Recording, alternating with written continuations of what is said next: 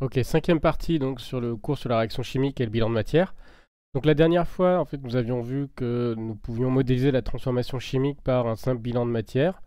Donc c'est ce qu'on appelle le modèle de la réaction chimique. Et donc ce bilan de matière, on va le faire entre un état initial et état final. Et je vous rappelle que notre but, en fait, c'est de déterminer l'état final. Donc là, je vais faire juste, je me mets un peu en mode brouillon avant de poursuivre pour dire où on va. Donc ce qu'on veut, en fait, c'est avoir l'état final. Connaissant l'état initial, souvenez-vous, ce qu'on veut savoir, c'est quel est l'état final, quel est le sens d'évolution du système. D'accord? Alors si je regarde ce que nous dit cette équation, par exemple, je prends cette équation chimique qui est là de combustion du propane.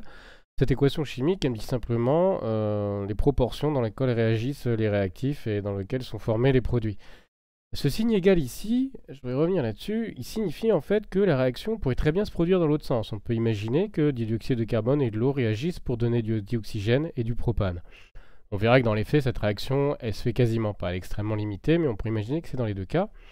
Et donc en fait, on va parler d'équilibre chimique.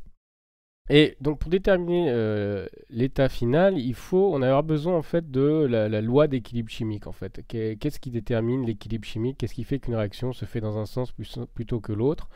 Qu'est-ce qui fait qu'une réaction chimique, comment va être déterminé l'état final? Et alors pour ça, je vais avoir besoin de définir deux, trois choses. D'abord, justement, l'équilibre chimique.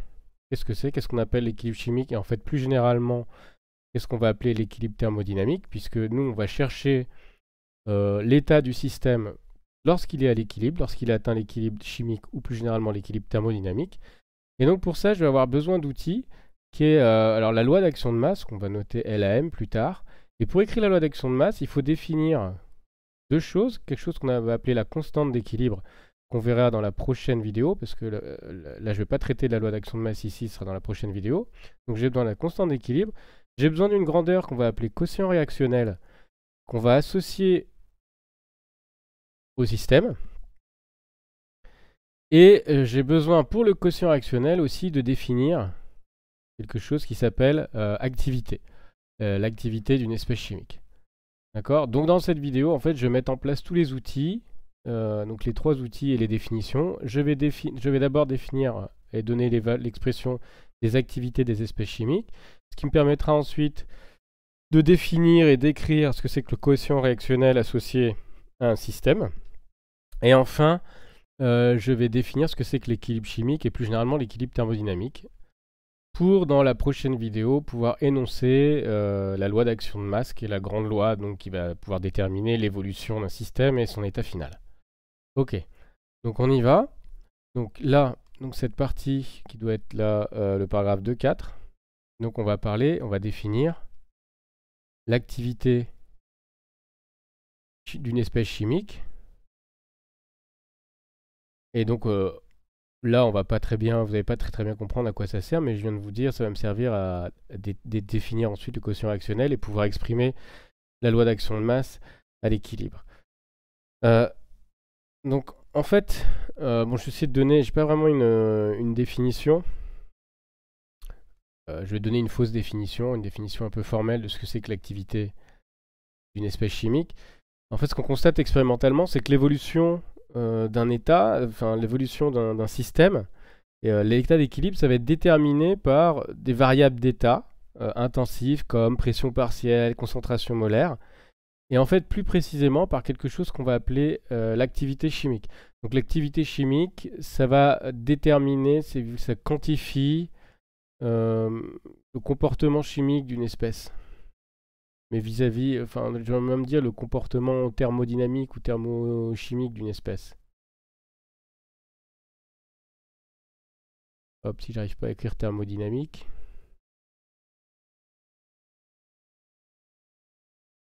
Ok, donc on va voir, pour bien comprendre ce que c'est que l'activité chimique, en fait, il faut écrire la loi d'action de masse, hein, parce que ça va apparaître naturellement quand on écrit la loi d'action de masse. On fait un petit peu les choses à l'envers là.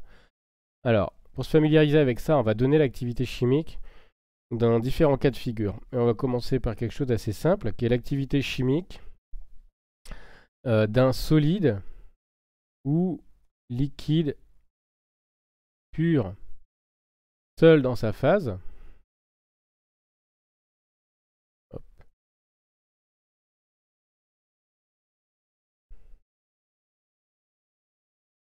Donc imaginons, alors c'est très très simple, hein, qu'est-ce que je peux prendre? Je peux prendre, vous prenez un petit morceau de fer pur, d'accord, métallique, vous prenez un petit volume d'eau liquide, d'accord? Bien l'activité en fait d'un espèce chimique qui est sous cette forme-là, donc solide ou liquide, pur seul dans sa phase, eh bien ça va être tout simplement 1. Donc on va noter AI, espèce chimique, l'activité de l'espèce chimique I, si elle est sous cette forme-là, ça vaut 1, tout simplement. Voilà. Et 1 sans dimension, hein. Au passage, ça c'est une grandeur qui est sans dimension. Ok? Bon, on fera une petite application après de ça. Ensuite, deuxième exemple, qui va pas être très très loin. Activité du solvant, si on est dans une solution. Activité du solvant dans une solution. Mais en fait, le solvant, vous savez qu'il est ultra majoritaire. Donc on va l'assimiler à un liquide pur. Et donc je remonte au cas précédent. Si j'assimile le solvant à liquide pur, eh bien son activité, c'est 1. Simplement, d'accord? On va supposer que les solutés, en fait, ne modifient rien à l'activité du solvant. Donc l'activité vaut 1. Ensuite, toujours dans les solutions, que vaut l'activité donc des espèces minoritaires? Pardon, ça doit être 2, 4, 4. L'activité des espèces minoritaires, donc on appelle soluté dans la solution. Donc si je prends un soluté I, alors je vais écrire AI. Eh bien, ça va être relié à sa concentration molaire. Donc c'est CI sur une certaine concentration que je note comme ça, qu'on va appeler ça C standard. La concentration standard. Donc ici CI c'est la concentration molaire du soluté I. Et ça, c'est ce qu'on appelle la concentration. Donc faut pas appeler ça C0, c'est concentration standard. La concentration standard. Et donc C standard, eh bien c'est 1 mol par litre. Par définition. Donc voilà l'activité d'un soluté. Donc vous voyez que c'est quasiment en fait c'est sa concentration mais adimensionnée. Alors rigoureusement ça c'est valable pour une solution idéale, et c'est-à-dire en fait dans une solution idéale la solution elle est infiniment diluée. Ça veut dire que la concentration est tend vers 0, les solutés. C'est-à-dire que les différents soluteux ne se voient pas les uns avec les autres. Normalement il y a des interactions qui vont modifier l'activité. Et donc a priori, cette définition, elle n'est pas utilisable, mais en pratique, on va pouvoir utiliser cette expression approchée de l'activité d'un soluté si on va retenir si la concentration est inférieure à 0,1 mol par litre. Si on utilise cette expression de l'activité pour un soluté qui serait plus concentré que 10-1 mol par litre, on va commencer à avoir des erreurs de prédiction par rapport aux résultats expérimentaux. Donc ça, c'est l'activité d'un soluté. Et puis, dernier exemple, on va prendre l'activité d'un gaz au sein d'un mélange gazeux idéal. Donc, gaz au sein d'un mélange gazeux idéal. Donc, on a déjà défini, je ne reviens pas là-dessus. Tous les gaz, on va supposer tous les gaz parfaits et le mélange aussi supposé obéir à l'équation d'état, enfin au modèle du gaz parfait. Et donc là, l'activité du gaz, eh bien, c'est sa pression partielle divisée encore par une pression de référence qu'on va appeler la pression standard. Donc ça, c'est s'il est gazeux. Et donc, PI, c'est la pression partielle. Donc on avait déjà fait des calculs dans une application. Pression partielle du gaz I, donc l'espèce chimique I sous forme gazeuse. Et donc P standard, on va appeler la pression standard. Et P standard, ça vaut 10 puissance 5 pascal, c'est-à-dire 1 bar. Voilà, donc on a défini les activités. Donc je récapitule. Donc pour un solide liquide pur, Un seul dans sa phase, ça vaut 1. Pour le solvant, ça vaut 1. Pour un soluté, c'est sa concentration molaire sur la concentration standard. Et pour un gaz au sein d'un mélange gazeux idéal, c'est la pression partielle sur la pression standard. Avec ces activités, on va pouvoir définir et parler de quotient réactionnel. On va pouvoir utiliser ensuite derrière dans la loi d'action de masse. Alors, qu'est-ce que c'est que le quotient réactionnel associé à un système physico-chimique? Alors, le quotient, je vais commencer par un exemple. Exemple. Donc, on va écrire l'équation, on va écrire une réaction chimique d'équation bilan suivante. Une mole d'ammoniac, donc en solution aqueuse, plus une mole d'eau liquide, c'est le solvant, donne une mole d'ion ammonium, aqueux, plus une mole d'ion oxonium H3O+, aussi aqueux. À ce moment-là, le quotient réactionnel associé à cette réaction va s'écrire Q égale concentration de l'ion ammonium fois concentration de l'ion oxonium divisé par concentration en ammoniac fois concentration standard. Voilà. Voilà ce que c'est que ce quotient réactionnel. Donc on peut le définir à n'importe quel instant de la transformation, pour n'importe quelle valeur de l'avancement, qu'on définira plus tard, donc, quelles que soient les quantités de matière, les concentrations. Et donc vous voyez que ce quotient réactionnel, il va évoluer au cours de la transformation chimique. Et donc ça va être un outil important, même indispensable, pour pouvoir écrire les lois d'évolution et les lois d'équilibre de l'équilibre chimique. Alors maintenant que j'ai traité cet exemple, on va le définir plus généralement. Donc je vais écrire en fait une réaction chimique. J'envisage une réaction chimique. Et je vais écrire l'équation de façon très formelle. Équation bilan. Très formellement, je peux l'écrire somme sur I dénuit AI. Où AI, c'est les espèces chimiques qui interviennent dans les réactions. Et en fait, j'ai mis... Alors, on n'écrit jamais comme ça une réaction dans les faits. Hein.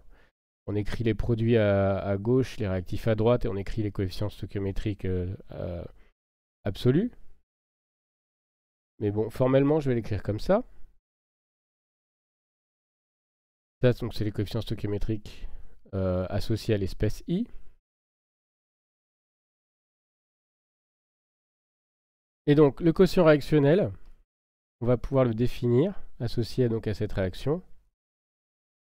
Le quotient réactionnel, il va s'écrire Q égale produit des activités de chaque espèce chimique AI qui intervient dans la réaction, puissance son coefficient stoichiométrique algébrique.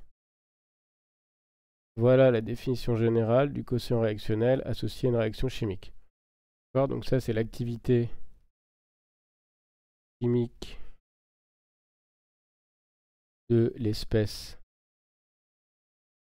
AI. Ça c'est le coefficient stoichiométrique. Je l'ai déjà écrit là-haut, mais bon, je le réécris là. Et le coefficient stoichiométrique associé à AI. Ok, alors pour voir si vous avez compris, on va tout de suite voir, tout de suite faire une application. Alors, application. En fait, vous allez simplement, je vais vous demander simplement d'écrire le quotient réactionnel d'une réaction qui va être la suivante. Donc, j'envisage donc la réaction chimique d'équation bilan suivante. 1 mol de fer solide plus 2 mol d'ion oxonium aqueux donne 1 mol d'ion Fe2+ aqueux plus 1 mol de dihydrogène gazeux plus 2 mol d'eau liquide. Et donc la question c'est comment s'écrit le quotient réactionnel. Donc pause sur la vidéo. vous essayez tout seul et vous comparez ensuite à la résolution que je donne maintenant. Donc on va appliquer la définition. Donc Q égale. Alors je vais l'écrire sous forme fractionnaire. Pourquoi? Parce qu'en fait, on va écrire on sait que les coefficients stoichiométriques des réactifs vont être négatifs. Et donc ça revient à mettre les activités des réactifs au dénominateur. Je vais avoir les réactifs, les activités relatives aux réactifs, alors que les produits vont avoir un coefficient stoichiométrique algébrique positif, donc ils vont être au numérateur. Donc on préfère l'écrire, généralement on l'écrit sous forme d'une fraction plutôt qu'avec des exposants négatifs. Donc je vais commencer par les produits. Donc ici, Fe2+. Fe2+, c'est un soluté. Il est dissous dans l'eau, donc son activité, c'est sa concentration divisée par la concentration standard, et tout ça élevé à la puissance 1, puisque le coefficient stoichiométrique ici vaut 1. Ensuite, le dihydrogène, c'est un gaz, donc son activité, c'est la pression partielle en dihydrogène sur la pression standard. Et l'eau, c'est le solvant, donc je sais que son activité, ça vaut 1. Donc j'ai fini avec les produits. C'est un S là. Maintenant les réactifs. Donc je vais mettre au dénominateur. Le fer, ben, c'est un solide, seul dans sa phase, donc son activité c'est 1. Et les ions oxonium, ils sont sous forme d'ions dissous, donc c'est concentration des ions oxonium sur concentration standard. Et attention, j'élève au carré, puisque le coefficient stoichiométrique ici, il vaut 2. Et donc toute simplification faite, on va trouver que Q égale concentration de Fe2+, fois pression partielle de H2O, divisé par concentration de H3O+, au carré, fois P standard, et ici on va voir fois C standard. Et en fait, vous pouvez constater que ce coefficient, il est adimensionné.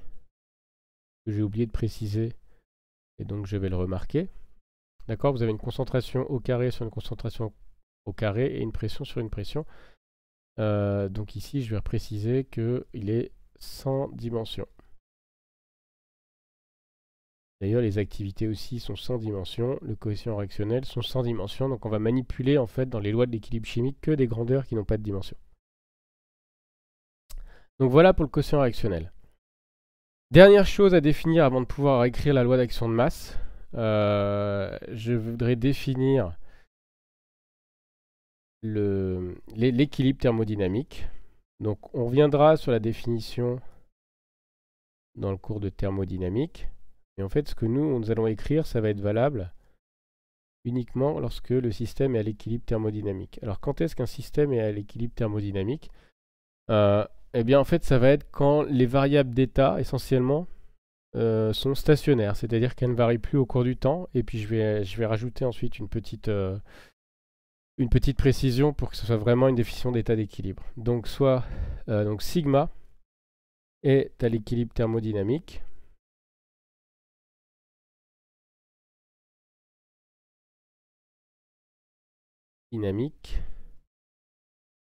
Si les variables d'état, donc qui le décrivent, sont stationnaires. Donc stationnaire, ça veut dire constante dans le temps, d'accord? Constante, mais vis-à-vis du temps. Pas vis-à-vis de l'espace, vis-à-vis du temps. C'est pour ça que je préfère le mot, j'aime pas le mot constant, je préfère le mot stationnaire qui est plus précis. Donc les variables d'état sont stationnaires. Et il faut que je rajoute, alors ça on en discutera plus dans le cours de thermodynamique, en l'absence d'échanges macroscopiques avec l'extérieur.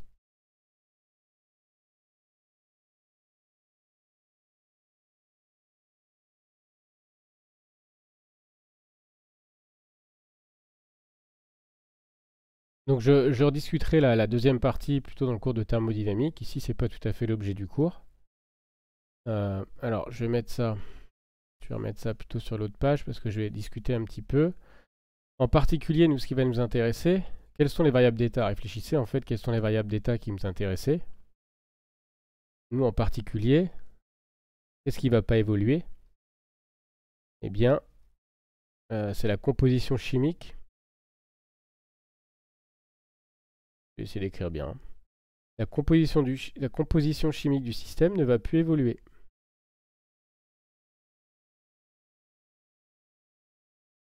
D'accord? Donc toutes les variables, fraction molaire, fraction massique, quantité de matière, on a vu concentration, pression partielle, elles ne varient plus au cours du temps.